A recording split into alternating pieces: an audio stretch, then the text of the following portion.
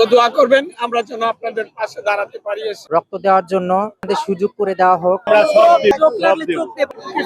সুস্থভাবে সেই জন্য আমরা এসেছি এই জায়গায়। আমাদের তৃতীয় লিঙ্গের লোক সবাই আমরা এসেছি এই জায়গায় বাচ্চাদের রক্ত দেওয়ার জন্য। তো দোয়া করবেন আমরা যেন আপনাদের পাশে দাঁড়াতে পারি, এসে এই বাচ্চার গার্জেনের পাশে দাঁড়াতে পারি, বাচ্চার পাশে দাঁড়াতে পারি। কারণ আমরা বুঝি কষ্ট কি জিনিস। আজ খুব কষ্ট লাগতেছে এই দৃশ্য দেখে আমাদের। পুরো বাংলাদেশের এবং জাতির উদ্দেশ্যে যে আপনারা যে যেখানতে পারেন, যে যেভাবে পারেন, আপনারা ওদের জন্য সহযোগিতার হাত বাড়িয়ে দেন। আমরা যদি না দাঁড়াই তাদের পাশে, তাহলে তারা কিভাবে সুস্থ হয়ে উঠবে? আর যেখানে যে পর্যন্ত যেই হসপিটালে ভর্তি আছে, আমরা বলবো সরকারকে যারা বেঁচে আছে তাদেরকে যেন সুচিকিৎসা দেওয়া হয়। ঠিক আছে, এই বলে আমি আমার বক্তব্য। আমরা চাই আমাদের সুযোগ করে দেওয়া হোক রক্ত দেওয়ার জন্য।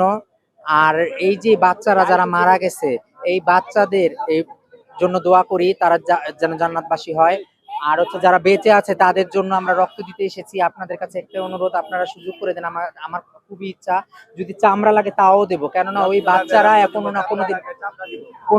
কোনোদিন আমাদের কোলেই নেচেছে, আমাদের কোলেই আমরা নাচিয়েছি, আমরা বকশিস নিয়েছি। তাদের বাবা মা ইনকামের টাকা আমাদের দিয়েছে, সেই টাকা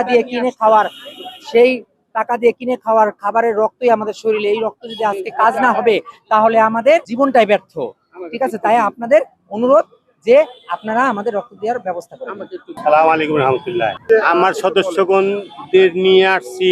এই যে স্কুলে এত বড় একটা ঘটনা হয়েছে, যার জন্য আমি আমার সদস্যগণকে বললাম, যারা যারা চাহিত, যারা যারা রাজি, তারা চলো আমার সাথে মেডিকেল। এখানে রক্ত লাগবে, রক্ত দিতে হবে। বাচ্চা তো সবারই আছে, তোমাদের না থাকলে কি হবে? বাচ্চা সবারই আছে, সবার জন্য বাচ্চা একজন ফেরেশতা। ওরা এরকম অকালে ওদের প্রাণ চলে গেছে, যাদের বাবা মা খুব শোক। আর আমি কি বলবো, আমি মূর্খ মানুষ, খুব খারাপ লাগছে। আমি এদেরকে নিয়ে আসছি রক্ত দেওয়ার জন্য। রাখি। আসসালামু আলাইকুম রহমতুল্লাহ। হ্যাঁ, আমরা মাংস, চামড়া সব দিব।